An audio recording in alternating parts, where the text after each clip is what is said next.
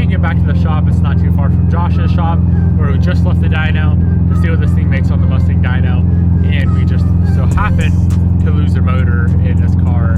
This motor's been in this car for a very, very, very long time. I was planning on refreshing it anyway, so I'm not too sad about it, and I do think it is a valve that we lost anyway. And I think the reason we lost the valve is because, or burnt a valve, is because we must have a partially clogged injector.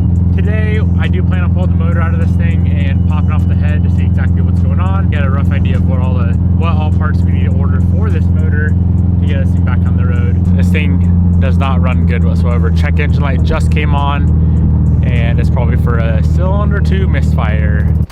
All right, I finally figured out the problem with the Evo. Jared has actually been driving it quite a bit. So, yeah. You just go ahead and hold this real quick. Okay.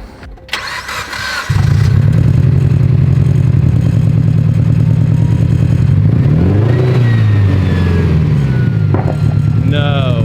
Sounds like a Subaru. Oh no. Well, you gotta drive my car, bro. You drive it once and you blow it up. Oh no. She yeeted cylinder 2 on the dyno. Damn. Gonzo. That sucks.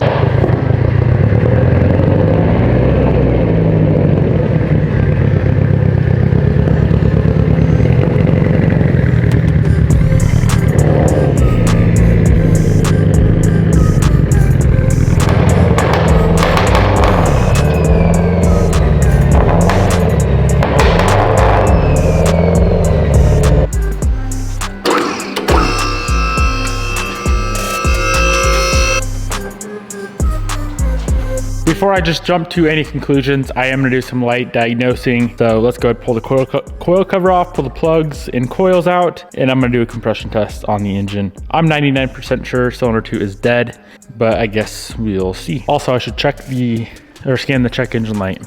I'm guessing, like I said earlier, cylinder 2 misfire.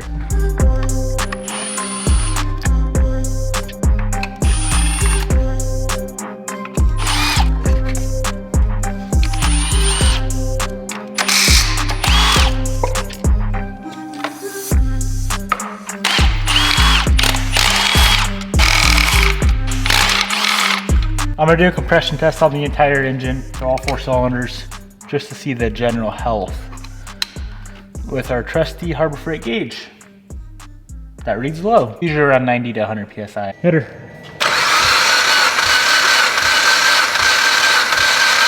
Okay. All right, hit her.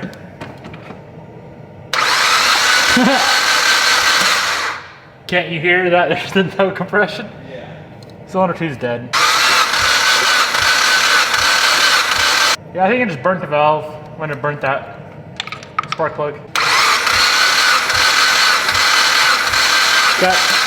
Well, let's waste no time at all and get this whole thing yanked out. We could just pop off the head, but to me, it's easier just to drop the engine, trans, and transfer and subframe out of the car like I always do. Nothing special. You guys have seen me do it a million times. The thing that I'm excited for is, of course, to see what actually happened and to see why it happened. What happened and why it happened is gonna be the interesting part. I'll do a quick explanation. The whole front end is coming off. So headlights, intercooler, the bumper beam, this top core support unbolts, which makes life super easy. The AC condenser can come out of the way. You can unbolt it if you want to lose all your refrigerant, which I would recommend discharging it properly. Don't just let it go into thin air. So let's get the whole front end ripped off.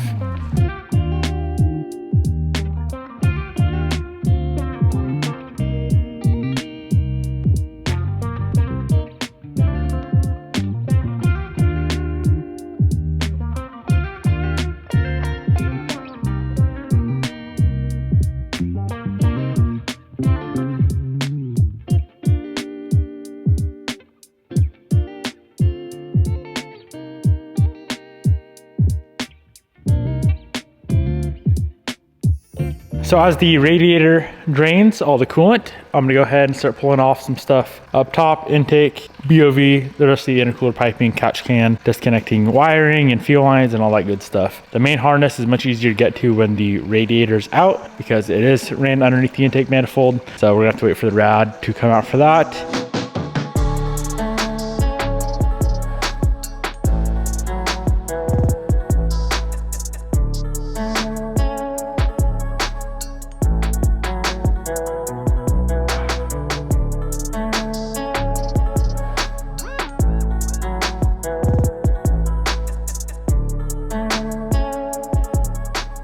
So usually what I'll do is I will disconnect the wiring harness from the engine side. This time I decided to try it a little bit differently and disconnect it from the chassis side. So here is the harness, goes to the ECU, goes to the fuse box, and we have a ground and then one more connector. So that one is for like all the sensors and whatnot, injectors, all that good stuff. The other power harness that runs to the alternator and starter, we have 2 power connectors there and a ground. And now, just like that, all the wiring is done. Gonna be much easier to deal with all of that when the engine is out of the car. Pretty much all we have left before we put the car up in the air is the shifter linkage and the heater core hoses. As soon as that stuff is off, it'll go up in the air, pull the wheels off. I gotta pull this CV axle out, pull the CV stub out, and then do some subframe stuff, and we will drop, damn, this is going really fast. We'll drop the engine out of the car and lift the car up off the engine.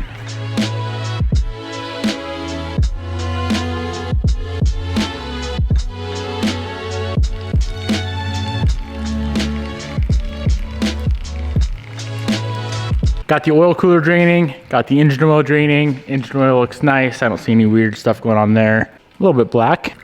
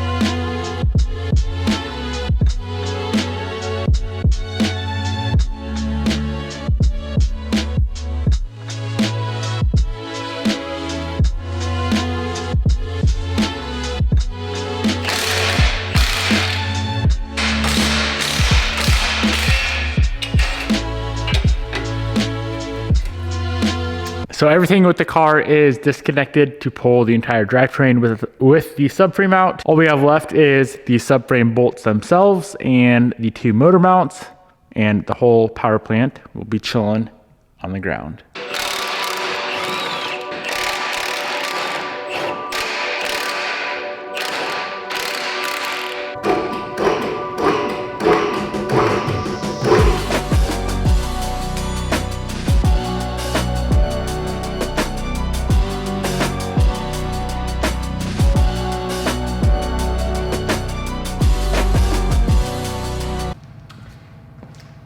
That might be a record for me. Power plant is on the ground. I didn't break a single hose or clip or nothing pulling it out, which is nice. And I did that very, very quickly, which I am excited about. So now we need to go ahead and get the motor off the trans and just sitting by itself on the engine stand so we can tear into it and see what's going on. This can go one of 2 ways. It can either be very, very quick and we can get this entire motor torn apart tonight, or we can get it torn apart in like 6 years. It all hinges on whether or not the throttle bearing clip wants to disengage quickly or be a pain in the ass. I've been having good luck. Besides the last time with this car, every other Evo 10 has been solid though. So let's give it a shot and see what we can do.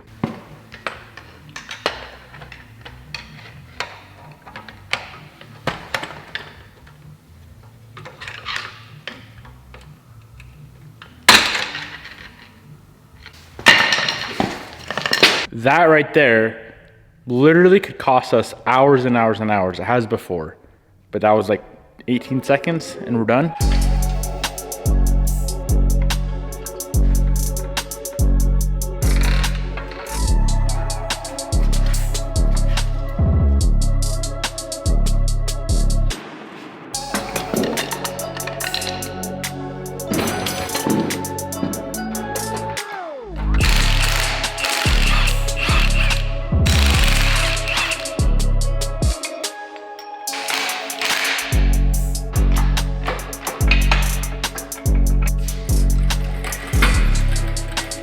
Now this is where it's gonna start getting fun. Intake manifold and all that good stuff comes off. Our turbo kit comes off. Thermostat housing comes off. Timing and all of the accessories come off. Valve cover off. Head off. And we can see what's going on. I'm banking on burnt exhaust valve on cylinder 2. Hopefully that's it. If it's anything worse, I'll be sad. If it's just a valve that's cheap and I was gonna refresh it anyway.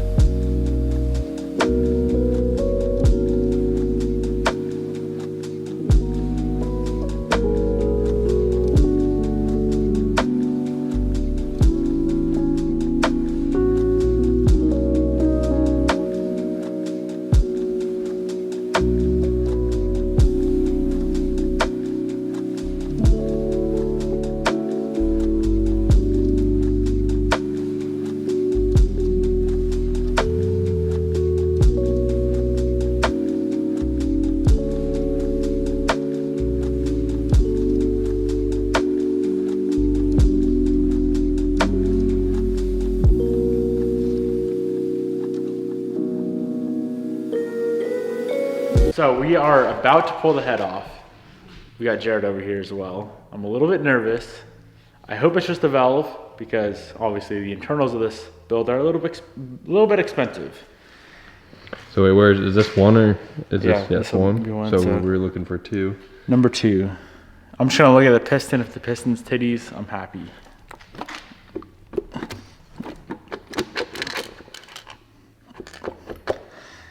Come on, girl. Can you get the head off, bro? Okay. All right, Jared, tell me about the valves. Any burnt valves? Oh yeah. Really? You broke off a valve? What? There's a chunk of a valve missing? It's probably not broken, it's just burnt. Or burned off, you disintegrated it? Dude, the piston's tits. Yeah, if you broke a piece off, it'd probably... The piston is tits. Is that pitting right there? No, that's just a... Just the dimple. Damn. Oh yeah, yeah, it's just burnt. It's a burnt valve. So it just disintegrates the... Yeah, it literally just, it's like taking a blowtorch Let me or see. something. Like right there though, look. Yeah, it burnt the edge. That's crazy. I thought it broke off. I bet the seat's a little bit hammered, but It looks like it broke off. that's what a burnt valve looks like. I've never seen it. Yeah, that shit gets so hot. That's crazy. Well, that's good. Yeah, that looks good. Dude, do you remember this engine lost all the oil and everything? Yeah. Everything looks literally perfect on this thing. Yeah. All the sleeves are fine. Yeah. Wow. I'm gonna pull the bottom and back apart, but yeah. About the best case scenario you could have That's wished like for? $50. Yeah. Plus Best case scenario. 100%.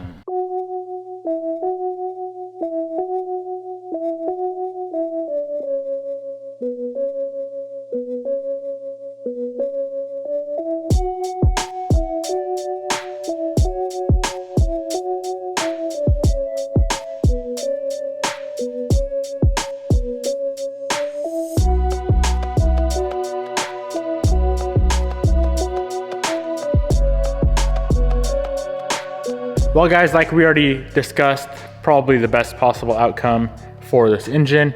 I'm very, very excited. One of these days I'm gonna tear apart the short block most likely and see what's going on with that, because if you guys can remember, about a year ago, this thing lost all the engine oil when it was pretty much on the limiter. 8,800, 9,000 RPM. The dip or the drain plug fell out and somehow it looks absolutely beautiful so far. But as far as the current events, that is why it's misfiring. Burnt valve. I don't have time tonight to try and diagnose why it burnt a valve. My guess is a messed up injector or a messed up coil pack. Most likely cylinder 2 injector is my guess. So either way, I'm gonna have these things cleaned and make sure they're ready to go for the new setup.